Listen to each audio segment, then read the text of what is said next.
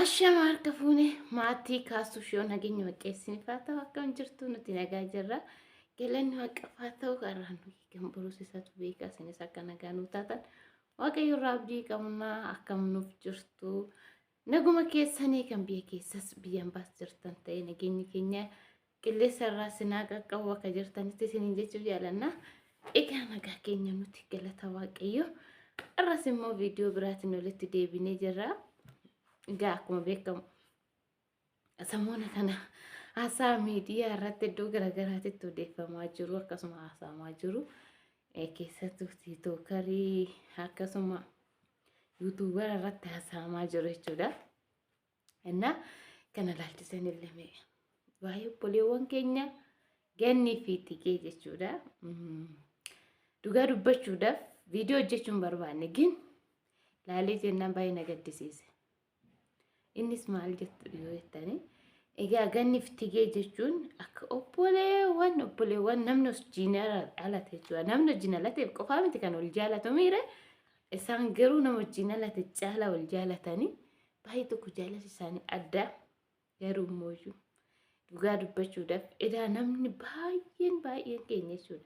Somnee fakkeessinaa somnee miidiyaa irratti nama fuulduratti jaalala olii qabnu fakkeessinee mul'isna. Gin soba dhugaa dubbachuudhaaf jechuudha.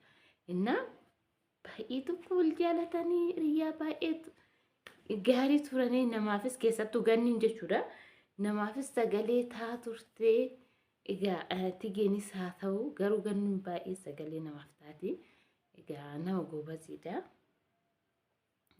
Akkasuma tiigeenis akkasuma goobasii miti jechuu goote miti goobasii tiigeen xiqqoo wanni shibbadde arraba nama arrabsiti. Ani nama arrabsu hin jaalatu gama kooti jechuudha maaliif daabiloos malee namni nama arrabsu namni oduu gures wanna feesoo ta'e nama arrabsu gorsaa nama deebisa. Tiigeen garuu dhiiras dubartii suma arrabsiti. Akkasumas immoo tapha suma taphatte jechuudha. Yeroo baay'ee taphaan dabarsiti koomeedii Oromoo keessa ishii tokko iyyuu innaa akkasii egaa samoona kana wanna odeeffamu hundi keenyaan argina miidiyaa irratti. Garuu wanti kuni Oromoo irraa barbaachisaa maaf ta'ee maaliif wanta akkanaa nurraa barbaachisa? Dhugaa jaalala nuti miidiyaa irratti qabnu garuu hundumtuu hin argaa. Oromoo qofaa miti kan fayyadamu tiiktookis ta'ee yuutuubis hundumatu fayyadama. Uummatuma hundaadha jechuudha. Innaa kanaaf ijoolleen tun kaleessa akka malee wal jaalatti miidiyaa irratti hin argitu. Liivii yoo seenan jechuudha. Liivii irratti gisee baay'ee jaalala walii ibsanii dhugaa ani indoo firaaga jechuu ga'e bakka firaa ijoolleen tun kan jedhu agas ga'e jechuudha. Innaa garuu har'a ganniin achi rakkattee biyya Joordaan akkasuma rakkattee gara Dubaayitti egaa akkuma beekamu tigeeffaa simatee gara Dubaayitti malteerti. Tigeeffaa simatee egaa akkuma simatan ammoo jechuudha. Baay'ee tokko des nama jedha. Iddoo buufata xiyyaaraatti tigee fi gammeen yoo simatan namoonni biraattis bukkee jiraachuu danda'a garuu kaameraa irratti isaan baay'ee kan mul'ate tigeen obboleettiin ishee hojii dhiistee fiiddee akkasitti maramte baay'ee tokko des na jedhu gaa baqqeedha Oromoo nagana olii gaa idaa Oromoon olii jira idaa yoo rakkan wal cinaa ejjenna kan jedhu baay'ee tokko natti agame dhugaa des na jedhu gaa keessi kun nagammade maaliif garuu nama qabaachuu baatte ganniin qaxitaa gara eessaa gara Itoophiyaa galte gara biyya ishii galte biyya soo galte garuu biyya ofiiti biyya warra ofiiti biyya abbaa ishiiti umaa rakkoo hin qabu gin kaayyoof karoora yoo galmaan hin gaatin diingata yoo galan namatti dhagamaa malee innaa yoo galtes rakkoo hin qabu amma galaniitis deebuun baay'ee tokko ulfaataa jira waan ta'eef hunduu hin beektani. Kanaaf egaa nama qabaannan Oromoon jaalala walii ibsuuf jecha wanna qabanirraa kennaniif shimbirritti yaaratis hin qabu. Wanta tokko hin qabu akkuma miidiyaa irratti dubbatte egaa isaan waan hundumaa yoo takaakalanii fi achitti fo'atanii jiranii egaa erga fo'atanii immoo yoo egaa jaalallis akkuma jiru jibbis hin jira waan ta'eef lafa kanarra daabiloosis seexanni jidduu namaatiin hafamu amma walitti bu'anii jiru immoo. Dhugaa baay'ee tokko gadde kaleessi yoo ilaalu jiru gin Oromoo kun jaalala bakka wal jaalataa wal jaalanne baay'ee tokko bakka nama wal lollu si fakkaatu. Inna yoolittis kaan akkasuma maaliif akkana ta'a dhugaa dubbachuudhaaf bakka namni koo hin dogongoraa miti hin dogongoraa balleessanii silkiin tigeetis badee jira silkiin haa badu maa namnuu kinoo du'aa hin jiru namnuu du'aa jira tigeen immoo kana boos hin qabdu gara keessattiin ol haasofsiisanii silkiin bitamuu hin danda'a bar kaleessas kan bite namaa miti arras namaatu bitaa rakkoon qabu birriin jiraannan birrii 2,000 jechuun haa ta'u garuu nama biyya ormaa hojjetanitti hin ulfaata 2,000 birrii tokkoyyuu namatti ulfaata garuu immoo gargaaranii bituu hin danda'ama jechuudha garuu nuti baay'een immoo malee xiqquma yoo gammannes miidiyaa irratti yoo gaddines miidiyaa irratti maaliif ta'a kun dhugaadha na jibbisiisa keessattuu jechuudha. Please ijoolleen keessattuu kan naarsi ijoolleen kamiyyuu jechuudha oromoo osoo hin ta'in namni kamiyyuu gaafa gammanne sirbaan illim goona miidiyaa jechuudha tiiktookis haa ta'u yuutuubis gaafa gaddin immoo masmuuriidha siilaa dinoo qabanne yookiin siilii qulqulloota qabanne hin barbaachisu gaafa kamiyyuu sirbisi jamar hin barbaachisu ifa manaa godhaa gaafa kam waaqayyo keenya yaammachuu qabna garuu gizee rakkanne qofa waaqayyotti deebi'uu hin qabnu tigeen immoo iyyuu jechuudha ifa manaa obboleetti keenya tigee sagalee kana dhaggeeffatte egaa haati teenya maaramis yaagantu maalis yaaganu Iyesuus Kiristoos yaaganu hin jedhamu maaliif micayyoontu silkii kana fuutee harkaa qabaatte ishii fuutee namni biroo fuudhee hin beekamu. Namni nama abaaree abaaramaadha jira. Nama abaaruun ofumaa abaaramte jechuudha.